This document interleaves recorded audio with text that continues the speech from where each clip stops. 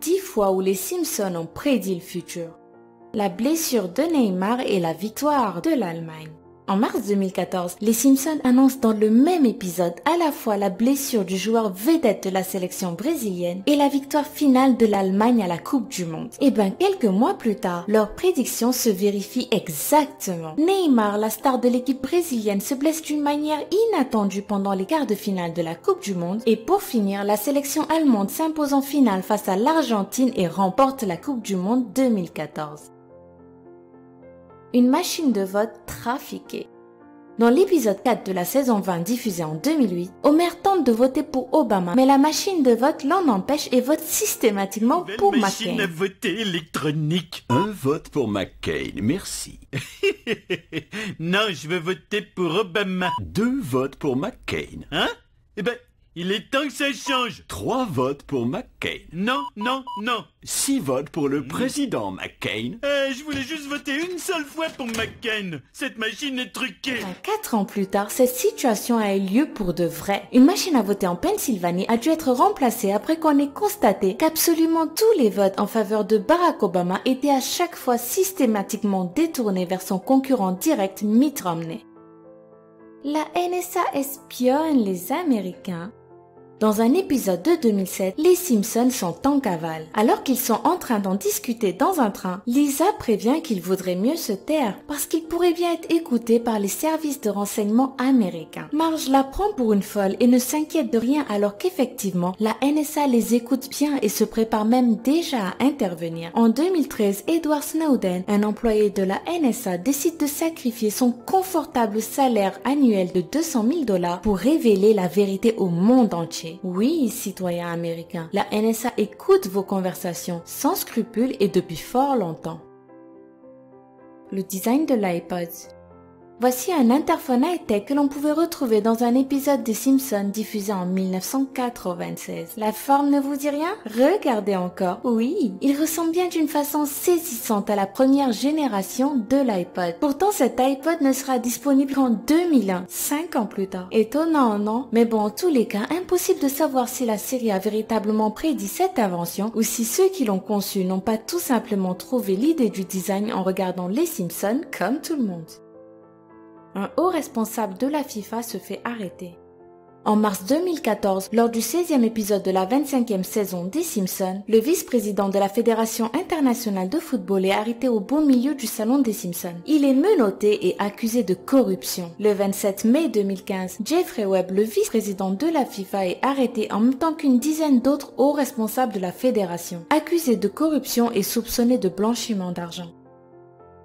Un duo de magiciens allemands attaqué par un tigre. Le 3 octobre 2003, 2 illusionnistes allemands jouent leur spectacle habituel dans une salle d'un hôtel de Las Vegas. Soudain, l'un d'entre eux est attaqué par un tigre. Il passera plusieurs mois à lutter pour survivre. C'est là que de fervents fans des Simpsons, choqués, ressortent l'épisode 10 de la saison 5. Un épisode où, comme par hasard, un flamboyant duo d'illusionnistes allemands sont aussi attaqués par un tigre alors qu'ils se produisent sur scène. Mais ce n'est pas tout. Le plus étonnant, c'est que dans les 2 cas, les tigres incriminés sont des tigres blancs. Une rare sous-espèce du tigre du Bengale aux yeux magnifiquement bleus. Communiquer avec une montre connectée. Si aujourd'hui il nous paraît tout à fait normal de pouvoir réaliser des appels visio avec notre téléphone, vous vous doutez bien qu'en 1995, ce genre de technologie n'existait pas encore. Pourtant, dans l'épisode 19 de la saison 6 des Simpsons, ce moyen de communication existe bel et bien. Et ce n'est pas tout. Dans le même épisode, on voit également le prétendu futur mari de Lisa communiquer avec sa montre. Et devinez quoi, en 2013 sort la Samsung Galaxy Gear, une montre connectée qui permet même de téléphoner. Le drapeau de l'opposition syrienne. Il existe une théorie du complot particulièrement répandue dans certains médias égyptiens qui dit que les États-Unis avaient prémédité l'explosion de la Syrie. Et devinez sur quoi il s'appuie?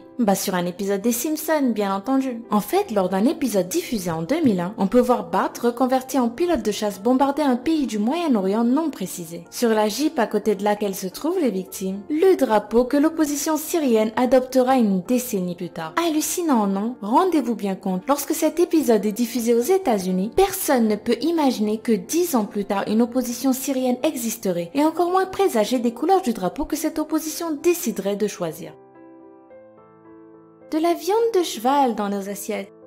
Les Simpsons auraient-ils prédit avant tout le monde le scandale de la viande de cheval? Pour certains fans, c'est évident lorsque l'on regarde un épisode de la série diffusé en 1994. Dans cet épisode, on peut voir Doris, la dame de la cantine de Springfield, se servir sans scrupule dans un tonneau rempli de viande de cheval pour faire le dîner des enfants de l'école. Et ben, presque 20 ans plus tard, une partie de l'Europe est secouée par un scandale sans précédent. Spanghero, une société pas vraiment à cheval sur les principes, remplace systématiquement la viande bovine de ses plats cuisinés par de la viande chevaline. Et bien sûr, dans les deux cas, le consommateur est comme toujours le dernier mis au courant. Le président Trump à la tête des États-Unis. L'épisode Les Simpsons dans 30 ans a été diffusé le 19 mars 2000. Vous savez, il y a déjà 16 ans, lorsque Bill Clinton était encore président des États-Unis, avant les attentats du 11 septembre 2001, avant les guerres d'Afghanistan et d'Irak, avant la crise financière, avant les smartphones et surtout avant la révolution numérique. Dans cet épisode, Bart est un loser, un musicien paumé et raté. Sa sœur, par contre, a tout réussi et devient en 2030 la première femme présidente des États-Unis. Elle succède à un certain président Trump, qui a d'ailleurs laissé le pays dans une situation budgétaire dramatique. As you know, we've inherited quite a budget crunch from President Trump. How bad is it, Secretary Van Houten? We're broke. Juin 2015, la surprise est totale lorsque le milliardaire Donald Trump annonce sa candidature à la présidence des États-Unis. Alors, la prophétie des Simpsons se réalisera-t-elle entièrement? Réponse le 8 novembre 2016. Voilà, c'était 10 fois où les Simpsons ont bizarrement prédit l'avenir. Pensez-vous que certains scénaristes des Simpsons pourraient avoir de véritables dons de voyance ou sont-ils simplement lucides sur l'évolution de la société d'aujourd'hui? Dites-le nous en commentaire. Sinon, si vous avez aimé cette vidéo, n'oubliez pas de faire plaisir au lama fâché en lui mettant plein de pouces bleus. D'ailleurs, même si vous n'avez pas aimé la vidéo, vous pouvez quand même lui faire plaisir, hein, les deux ne sont pas liés. Quant à moi, je vous souhaite plein de bonnes choses et je vous dis à très bientôt.